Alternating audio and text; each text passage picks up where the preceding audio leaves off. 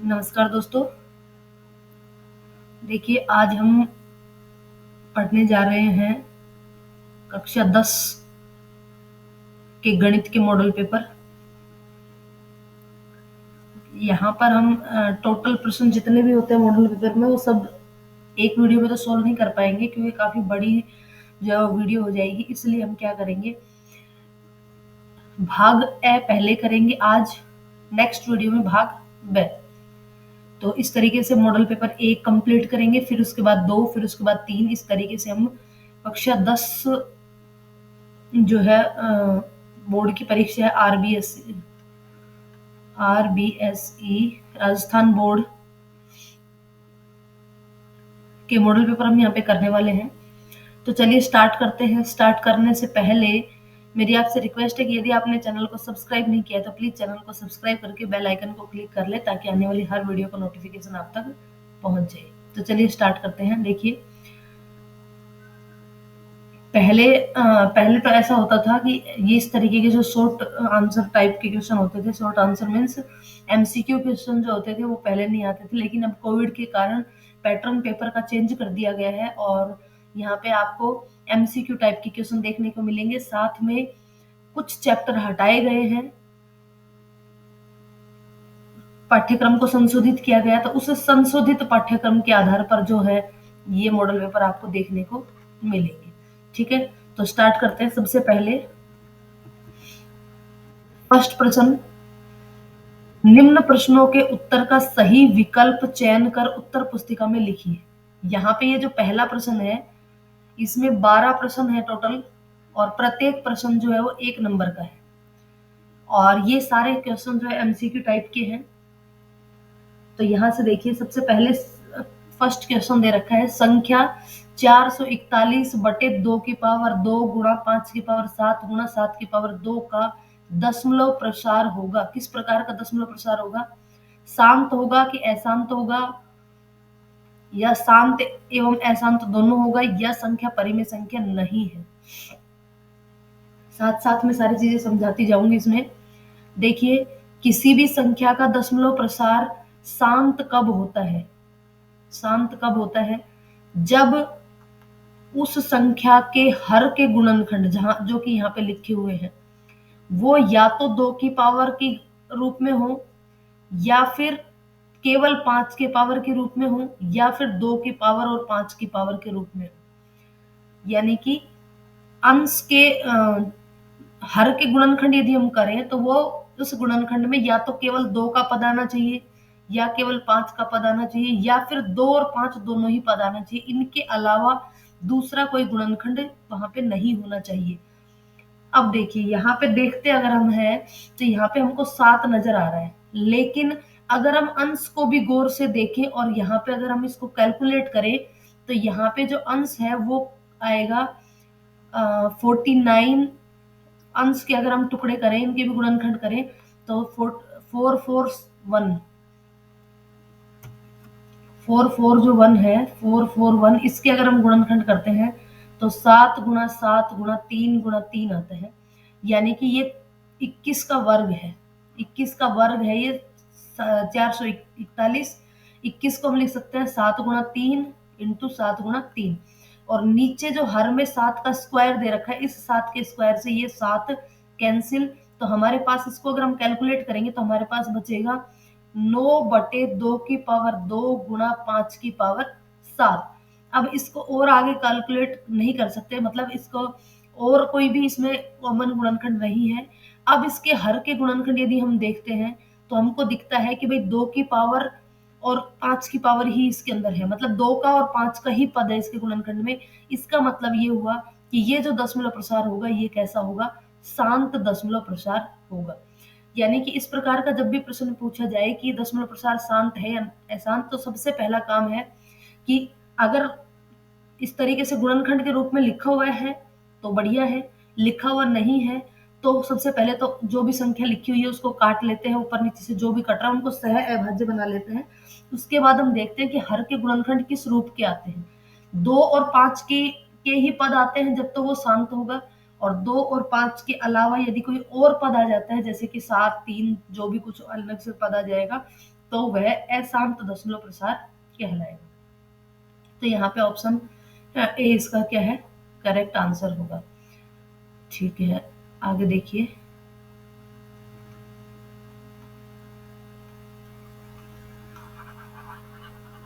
Next second question देखिए, एक minute.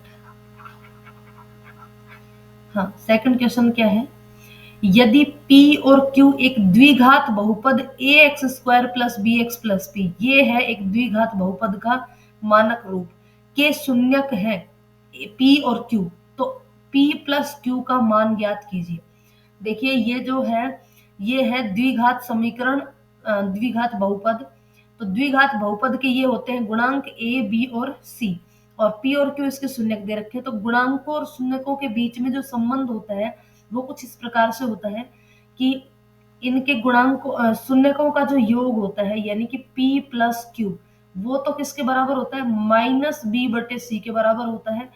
और इनके शून्यकों का जो गुणा होता है वो माइनस बी बटे ए के बराबर होता है, और जो शून्यकों का गुणा होता है वो सी बटे ए के बराबर होता है। तो यहाँ पे पूछा है शून्यकों का योग किसके बराबर होता है, तो माइनस बी बटे ए, ऑप्शन बी। नेक्स्ट प्रश्न है, समीकरण दे रखी है y माइनस 3/7 माइनस एक्स बटे 2 बराबर 1 में यदि y बराबर 10 हो तो x किसके बराबर होगा। y की जगह 10 रखो, ये रख दिया 10, 10 माइनस 3 किए तो यहाँ बच गए 7, 7 में 7 का भाग दिया तो बच गया 1, ये हो गया 1 माइनस एक्स बटे 2 बराबर 1। इस तरफ लिख देती हूँ मैं, 1 माइनस एक्स बटे 2 बराबर 1, इस तरीके से हमारे यहाँ पे आएगा। ये 10 y की जगह 10 रखेंगे, 10 में से 3 घटाए 7, 7 में 7 का भाग दिया तो 1 बच गया, और ये है y माइनस एक्स बटे 2 बराबर 1। इस एक को पक्षांतरण करेंगे तो इधर बचेगा माइनस एक्स बटे 2 बराबर 1, ये प्लस का 1 इधर आएगा तो माइनस 1, और 1 में से 1 घटाया तो क्या आ जाएगा 0, तो x बराबर कितना मिलेगा हमको 0। तो आंसर हो जाएगा ऑप्शन ए। नेक्स्ट, समीकरण x माइनस 3 का होल स्क्वायर बराबर 3 के मूल है। देखिए दोनों तरफ हम क्या करते हैं, इस समीकरण में वर्गमूल ले लें। ये हमने वर्गमूल ले लिया, तो जैसे ही हमने अंडर रूट 1 माइनस रूट 3 का होल स्क्वायर जो है एक्स माइनस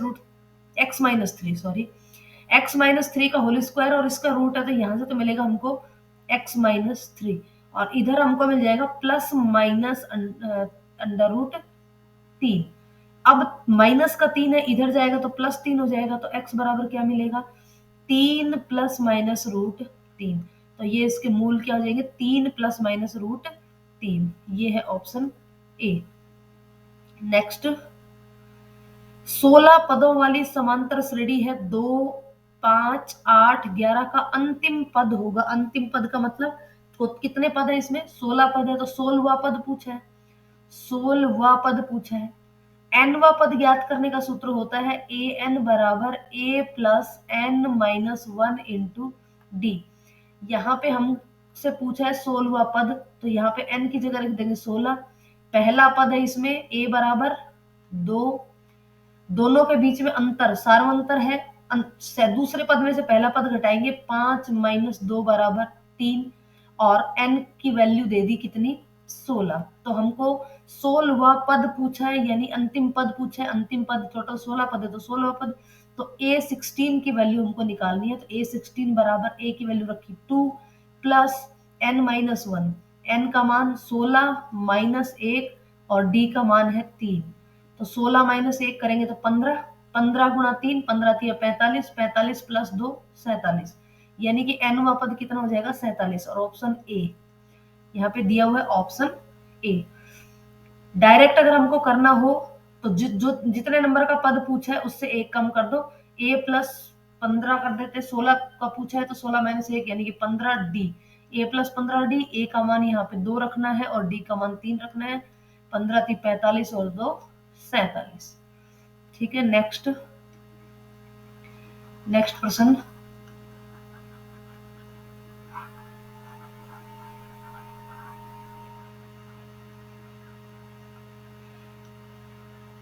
चलिए नेक्स्ट प्रश्न पढ़ते हैं। नेक्स्ट प्रश्न है प्रश्न नंबर 6, एमसीक्यू टाइप का प्रश्न नंबर 6। ऐसी सरल रेखा जो वृत्त की परिधि को केवल एक ही बिंदु पर स्पर्श करती है कहलाती है। देखिए ये वृत्त है और ये इसकी परिधि है। इस परिधि को किसी एक ही बिंदु पर स्पर्श करने वाली ये रेखा क्या कहलाती है? ये कहलाती है स्पर्श रेखा कहलाती है। क्या कहलाती है? स्पर्श रेखा। तो यहाँ पे ऑप्शन आ जाएगा बी, स्पर्श रेखा। नेक्स्ट है, दो बिंदुओं के दो बिंदु दे रखे हैं और इनके मध्य दूरी पूछी है। पहला बिंदु है 0 कोमा कॉस थीटा और दूसरा बिंदु है साइन थीटा कोमा 0। देखिए दो बिंदुओं के मध्य दूरी का फॉर्मूला होता है x2 माइनस x1 का whole square plus y2 minus y1 का होल स्क्वायर। x1 ये हो गया x1, ये हो गया y1, ये हो गया x2, ये हो गया y2। x2 minus x1 sine theta minus 0 कितना आया? Sine theta. तो साइन थीटा का whole square plus y2 minus y1 0 minus cos theta हो गया माइनस कोस थीटा का होल स्क्वायर। अब देखिए यहाँ पे और इसका हो गया ये अंडर रूट। अब साइन स्क्वायर थीटा बराबर साइन स्क्वायर थीटा और माइनस कोस स्क्वायर थीटा बराबर भी प्लस कोस स्क्वायर थीटा। तो यहाँ पे कितना आ जाएगा? Under root sine square theta plus cos square theta. और sine square plus cos square किसके बराबर होता है? 1 के बराबर। और 1 का रूट क्या होता है? 1 होता है। यानी कि इन दोनों बिंदुओं के मध्य दूरी कितनी होगी? ये ऑप्शन ए 1 होगी। चलिए आगे चलते हैं। नेक्स्ट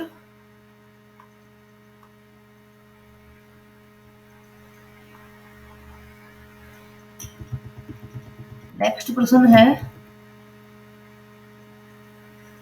दो cosec 30 degree into sec 30 degree किसके बराबर है? देखिए दो गुणा, सबसे पहले कोसेक 30 का मान कितना होता है? कोसेक 30 का मान होता है, देखिए कोसेक जो है वो साइन का उल्टा होता है। यदि हमको साइन 30 की वैल्यू पता है तो उसका उल्टा कर देंगे। साइन 30 का मान होता है 1/2 और 1 साइन होता है कोसेक का मान। तो 1 साइन करेंगे तो वैल्यू कितनी आ जाएगी? 2। इसी प्रकार से सेक जो है वो कोस का उल्टा होता है। तो पहले कोस 30 की वैल्यू निकाल ले। कोस 30 की वैल्यू होती है √3/2। इसका उल्टा करेंगे तो किसकी वैल्यू मिल जाएगी? सेक 30 की मिल जाएगी और वो कितनी होगी? 2/√3। तो 2 गुणा 2 कोसेक 30 का मान और सेक 30 का मान है 2/√3। तो 2 दूनी 4 दूनी 8/√3। ये हो जाएगा ऑप्शन डी। नेक्स्ट, यदि कोस 90 माइनस थीटा बराबर 1/2 हो तो थीटा का मान है। देखिए यहाँ पर ये पूरक कोण से संबंधित प्रश्न है। कोस 90 माइनस थीटा बराबर होता है साइन थीटा और साइन थीटा किसके बराबर लिख दिया? 1/2। अब बताओ थीटा के किस मान के लिए साइन की वैल्यू 1/2 होती है? तो हम कहेंगे भाई थीटा बराबर 30 डिग्री के लिए। तो ऑप्शन आ जाएगा यहाँ पे ऑप्शन डी, 30 डिग्री। थीटा का मान 30 डिग्री। नेक्स्ट प्रश्न है, प्रथम 5 विषम संख्याओं का मध्य है। देखिए मध्य का सूत्र क्या होता है? मध्य का सूत्र होता है आंकड़ों का योग बटे आंकड़ों की संख्या। आंकड़ों की संख्या। अब देखिए यहाँ पे आंकड़े क्या है? प्रथम 5 विषम संख्याएं कौन कौन सी होती हैं? 1, 3, 5, 7 और 9। इनका पहले योग करना है और फिर 5 आंकड़े हैं तो 5 का भाग देना है। अब आपको याद होगा कि प्रथम n विषम संख्याओं का योग जो है, प्रथम n विषम संख्याओं का योग n स्क्वायर के बराबर होता है और आंकड़ों की संख्या यहाँ पे है n। तो एक n से एक n कैंसिल, आंसर क्या आना चाहिए? आंसर आना चाहिए n। तो देखिए यहाँ पे n आ जाएगा। n कितने हैं? कितनी विषम संख्याओं की बात कर रहे हैं? 5 विषम संख्याओं की। तो उत्तर क्या आएगा? 5 आएगा। ये तो डायरेक्ट अगर आपको याद होता है तो। मान लो आपको डायरेक्ट याद नहीं है तो कोई बात नहीं, इन सबको जोड़ करके 5 का भाग दे दो। 3 और 1 4, 4 और 5 9, 9 और 7 16, 16 और 9 25, 25 में देंगे 5 का भाग तो कितना उत्तर आ जाएगा? 5। ठीक है। नेक्स्ट देखिए, नेक्स्ट प्रश्न क्या है? नेक्स्ट प्रश्न है, बंटन दे रखा है 3 5 7 4 2 1 4 3 4 का बहुलक है। बहुलक से मतलब है कि कौन सा आंकड़ा सबसे ज्यादा बार आया है। तो यहाँ पे अगर हम ध्यान से देखें तो 4 जो है वो 3 बार आया है। इसका मतलब सबसे ज्यादा बार 4 आया है, तो बहुलक हो जाएगा 4, ऑप्शन बी। नेक्स्ट प्रश्न, दो पासों को उछालने पर उनके अंकों का योग 7 या 16 आने की प्रायिकता कितनी होगी? तो सबसे पहले अंकों का योग 7 कब कब आता है? देखिए, एक वाली लाइन में तो आता है 1,6, दो वाली लाइन में आता है 2,5, तीन वाली लाइन में आता है 3,4, चार वाली लाइन में आता है 4,3, पांच वाली लाइन में आता है 5,2, छह वाली में 6,1। ये तो होते हैं अंकों का योग 7। उसके बाद है अंकों का योग 11।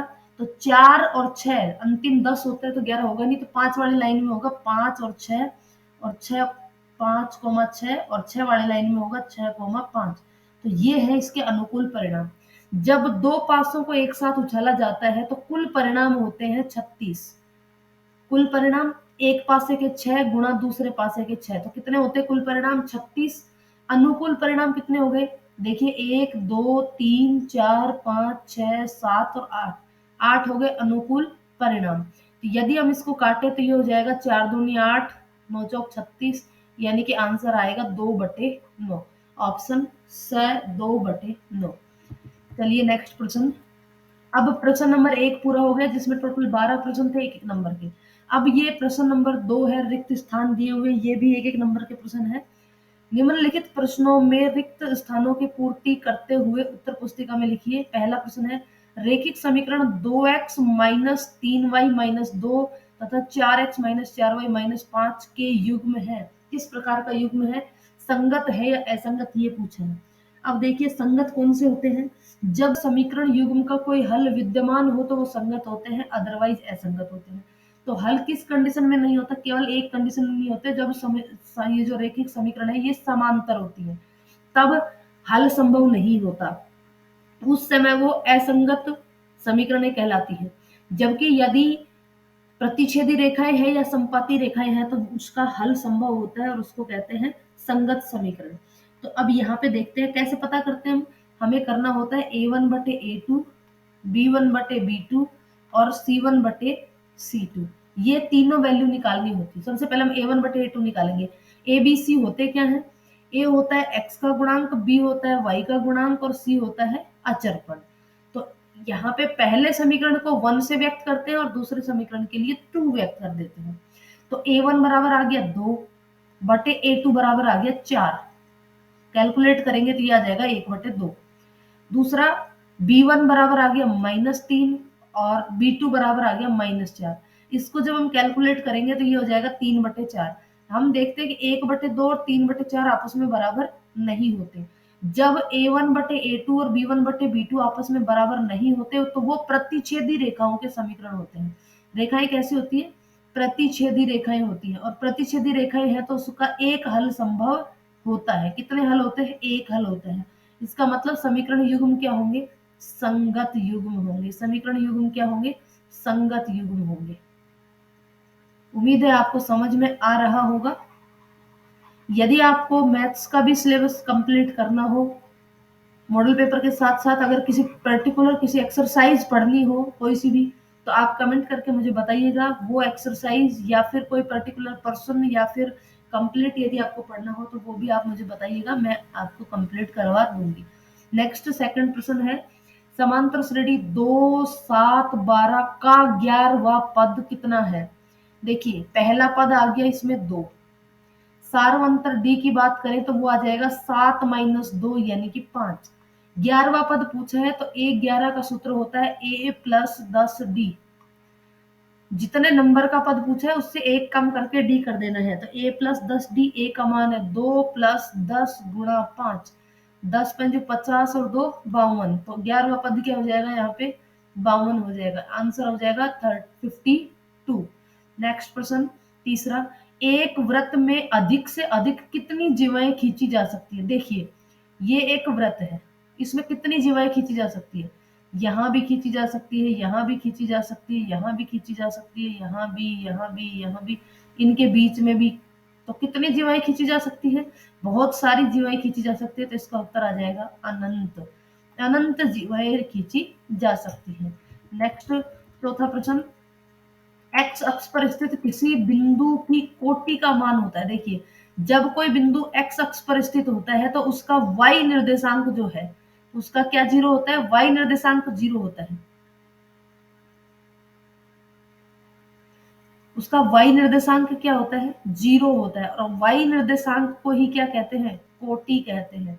इसका मतलब एक्स अक्ष पर स्थित किसी बिंदु की कोटि क्या होती है, शून्य होती है। इसको क्या लिख सकते हैं हम, शून्य भी लिख सकते हैं, शून्य होती है। नेक्स्ट प्रश्न पांचवा, यदि साइन थीटा और कोस थीटा आपस में बराबर है तो थीटा का मान क्या होगा। देखिए, साइन थीटा और कोस थीटा आपस में बराबर है।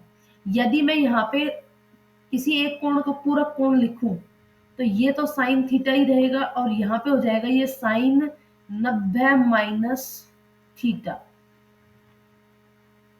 दोनों आपस में बराबर है, इसका मतलब ये जो दोनों कोण है ये भी आपस में कैसे होने चाहिए, बराबर होने चाहिए। इसका मतलब हो गया थीटा बराबर 90 माइनस थीटा, ये माइनस थीटा इधर आएगा तो ये हो जाएगा 2 थीटा बराबर 90 डिग्री, यानी कि थीटा बराबर 90/2 बराबर 45 डिग्री। तो थीटा का मान कितना हो जाएगा, 45। ये तो मैंने एक मेथड बताया है। वैसे आपको ये पूरी सारणी याद होनी चाहिए कि भाई कौन से पूरक कोणों के लिए, ध्यान रहे पूरक कोणों के लिए जब थीटा और ये थीटा दोनों आपस में मिला दे तो पूरक कोण बनते हो, तो वहां पे साइन और कोस की वैल्यू जो है वो इक्वल होती है। साइन और कोस की वैल्यू इक्वल होती है, तो यहाँ पे साइन थीटा है और कोस थीटा, यानी थीटा एक अकेला मान है। इसका मतलब दोनों इक्वल होने चाहिए, 90 के 2 पार्ट यानी कि 45। डायरेक्ट यदि आपको याद होता तो इतना सब कुछ करने की आवश्यकता नहीं है। साइन 45 बराबर भी 1/√2 होता है और कोस 45 बराबर भी √1/2 होता है। चलिए नेक्स्ट प्रश्न, नेक्स्ट प्रश्न है A1 A2 A3 dash dash AN का मध्य A है तो मध्य ज्ञात करने का सूत्र होता है आंकड़ों का योग, यानी कि सिग्मा AN बटे आंकड़ों की संख्या, आंकड़ों की संख्या 1 से लेकर के n तक है तो अपॉन n। नेक्स्ट देखिए तीसरा प्रश्न, अति लघुत्रात्मक प्रश्न, ये भी एक एक नंबर के हैं। संख्या दे रखी है 44 और 99 का महत्तम समापवर्तक ज्ञात कीजिए। डायरेक्ट अगर इसको ध्यान से देखते हो तो सिंपल तरीके से अगर हम करें तो 44 के गुणनखंड हो जाएंगे 2 गुणा 2 गुणा 11, 99 के टुकड़े हो जाएंगे 3 गुणा 3 गुणा 11। और एचसीएफ का मतलब होता है उभयनिष्ठ गुणनखंड, तो एक ही उभयनिष्ठ गुणनखंड है तो यहाँ पे इन दोनों का एचसीएफ कितना हो जाएगा, 11। ठीक है, या फिर इसको भाग विधि से करना चाहो तो भी करके देख सकते हो। इस तरीके से देखिए मैं यहाँ पे बता देती हूँ, 99 में देना है 44 का भाग, 2 बार जाएगा 88, बच गए 11। इस 11 का भाग फिर किस में देना है, 44 में, भाग जाएगा 4 बार और यहाँ बचेगा शेष 0। जब शेष 0 बचता है तो अंतिम भाजक जो होता है वही हमारा क्या होता है, एचसीएफ होता है। तो 11 क्या हो जाएगा, एचसीएफ हो जाएगा। चलिए नेक्स्ट प्रश्न, यदि x माइनस 2 व्यंजक x square plus 2x plus 1 का एक गुणनखंड है तो a का मान लिखिए। जब किसी व्यंजक का दूसरा व्यंजक गुणनखंड हो तो इसको 0 के बराबर रख दो और x की वैल्यू इसमें पुट कर दो।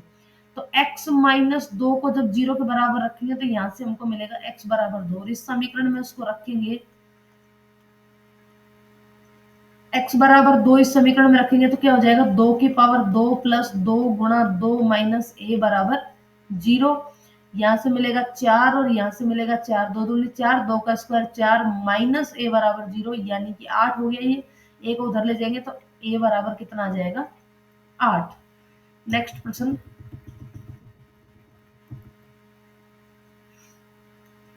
यदि बहुपद ax square minus 6x minus 6 के शून्यकों का गुणनफल 6 हो तो a का मान ज्ञात कीजिए।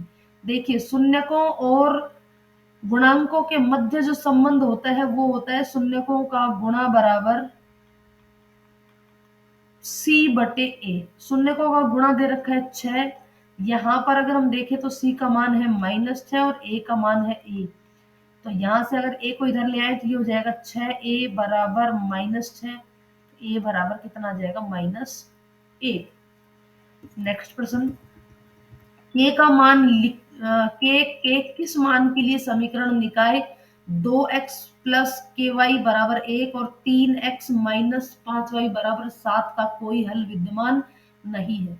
कोई हल नहीं होने का प्रतिबंध क्या होता है? a1 बटे a2 इक्वल टू b1 बटे b2 not equal to c1 बटे c2। यानी कि ये प्रतिबंध जो है ये होता है जब कोई हल नहीं हो, यानी कि समांतर रेखाओं के समीकरण का। सबसे पहले तो इस एक को इधर ले आएंगे तो ये -1 बराबर 0 हो जाएगा, इसको लेके आएंगे तो -7 बराबर 0। a1 बटे a2 लिखेंगे तो a1 का मान है 2 बटे a2 का मान है 3 बराबर b1 बटे b1 का मान है k और b2 का मान है -5 और c not equal to c1 बटे c1 का मान है -1 बटे c2 का मान है -7। अब यदि यहां से इन दोनों को लेकर के हम हल करें तो इस -5 को उधर ले जाएंगे तो x की वैल्यू आ जाए, सॉरी k का जो मान है वो आ जाएगा -10 बटे 3। यानी कि k का मान क्या नहीं, k का किस मान के लिए समीकरण निकाय का कोई हल विद्यमान नहीं होगा। k का मान या तो 10 बटे 3 होना चाहिए, और अगर इन दोनों को हल करते हैं तो यहाँ से हमको मिलता है k इक्वल टू, ये माइनस से माइनस कैंसिल और 5 को इधर ले जाएंगे तो -5 बटे 7। k का मान -5 बटे 7 तो नहीं होना चाहिए, और होना क्या चाहिए इसके अलावा 10 बटे 3 -10 बटे 3 होना चाहिए। नेक्स्ट प्रश्न, जांच कीजिए कि क्या ये जो है एक द्विघात समीकरण है। चलो करते हैं, पहले इसको इससे मल्टीप्लाई करें, x को 2x से करेंगे तो 2x स्क्वायर प्लस 3x बराबर x स्क्वायर प्लस 1। इन सबको पक्षांतरण करो, 2x स्क्वायर इधर आएगा तो -x square plus 3x minus 1 बराबर 0। 2x स्क्वायर में से एक x स्क्वायर घटा देंगे तो 1x स्क्वायर बचेगा प्लस 3x माइनस 1 बराबर 0। इसका मतलब ये एक द्विघात समीकरण है। जांच करनी है कि एक द्विघात समीकरण है तो लिखेंगे हाँ यह एक द्विघात समीकरण है। नेक्स्ट प्रश्न, दो क्रमागत प्राकृत संख्याओं के वर्गों का योग 25 है। यदि छोटी संख्या x है तो इस तथ्य को अभिव्यक्त करने वाला समीकरण लिखिए। यदि पहली संख्या x है तो दूसरी संख्या होगी, क्रमागत प्राकृत संख्या की बात करें तो दूसरी होगी x प्लस 1, और इन दोनों के वर्ग कर दिया दोनों का, और उसका योग जो है वो किसके बराबर है? 25 के बराबर है। तो ये हो गई समीकरण।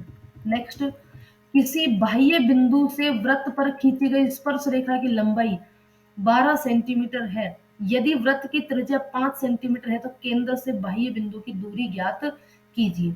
देखिए ये एक वृत्त है, यहां से कोई स्पर्श रेखा खींची गई, यहाँ पे ये एक स्पर्श रेखा और ये दूसरी स्पर्श रेखा, ये बिंदु से और स्पर्श रेखा पर डाला गया लंब, और ये हो गई उस बिंदु से केंद्र की दूरी।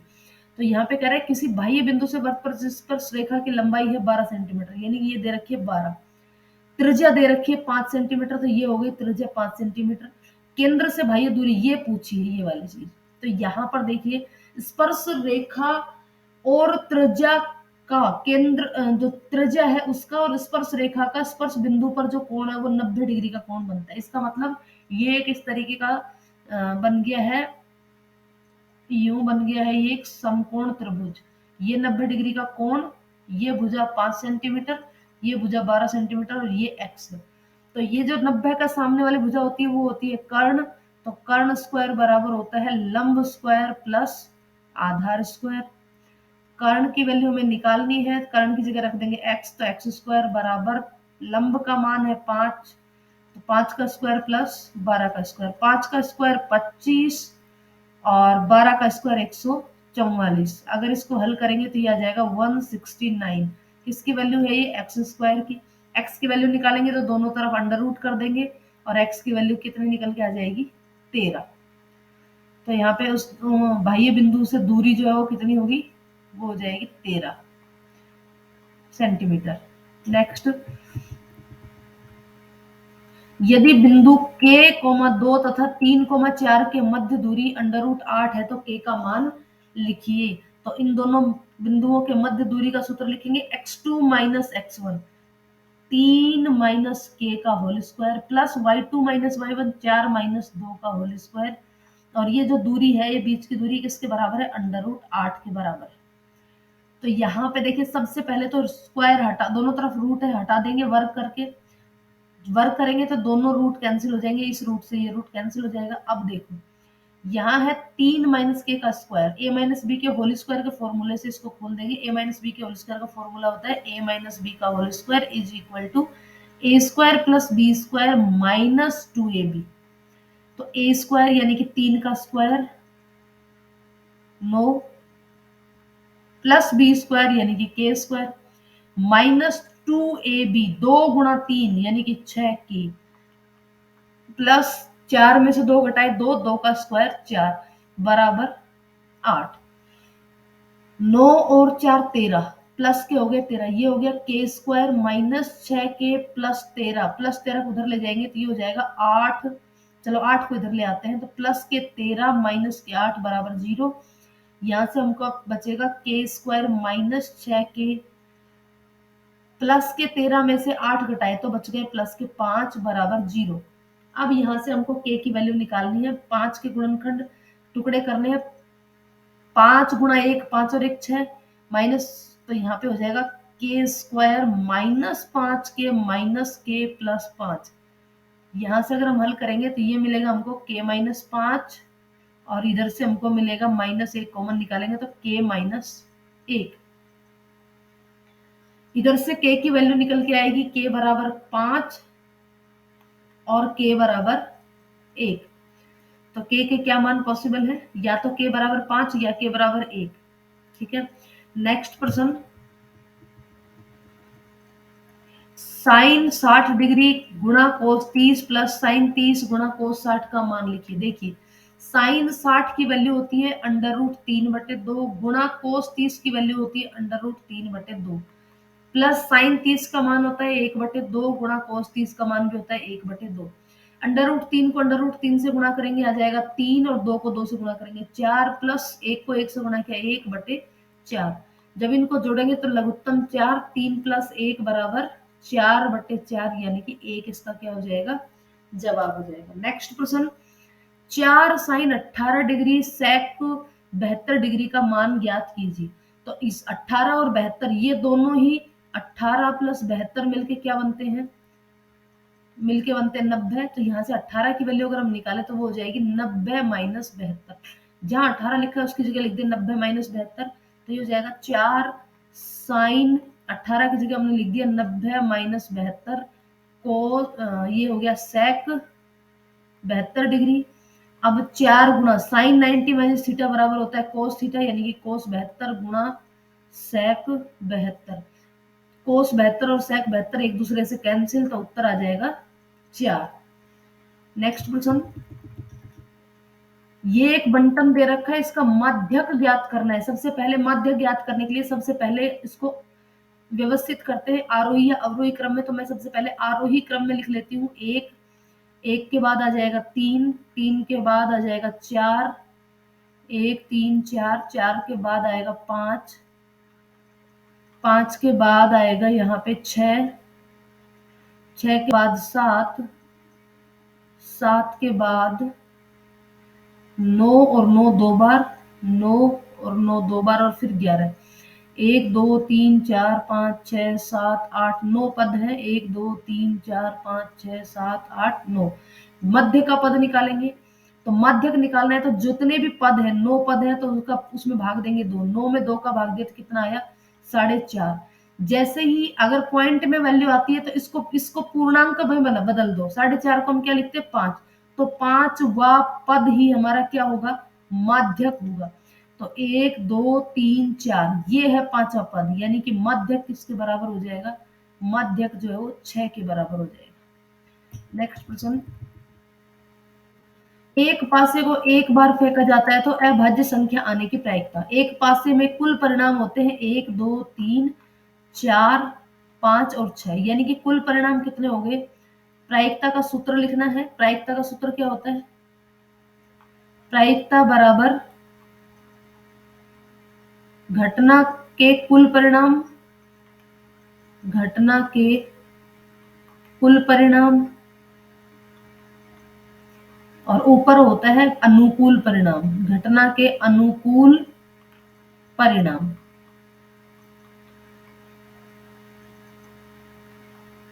घटना के अनुकूल परिणाम। अब कुल परिणाम की बात करें तो कुल 1 से लेकर के 6 तक के अंक होते हैं, यानी कि बटे में तो आ गया 6। अब अनुकूल परिणाम क्या होंगे, देखिए अभाज्य संख्या होती है 2, 3 और 5, कितनी हो गई 3, तो अनुकूल परिणाम हो गया 3/6, यानी कि प्रायिकता हो गई 3/6। काट देंगे इसको, 3 एकम 3, 3 दूनी 6, यानी कि क्या आ जाएगा आंसर 1/2। पार्ट 1 खत्म हो गया है, पार्ट जो 2 है ये हम नेक्स्ट वीडियो में कंप्लीट करेंगे। फीडबैक जरूर दीजिएगा, आपको ये जो प्रश्न करे हैं ये समझ में आए कि नहीं आए। वीडियो को अंत तक देखने के लिए धन्यवाद।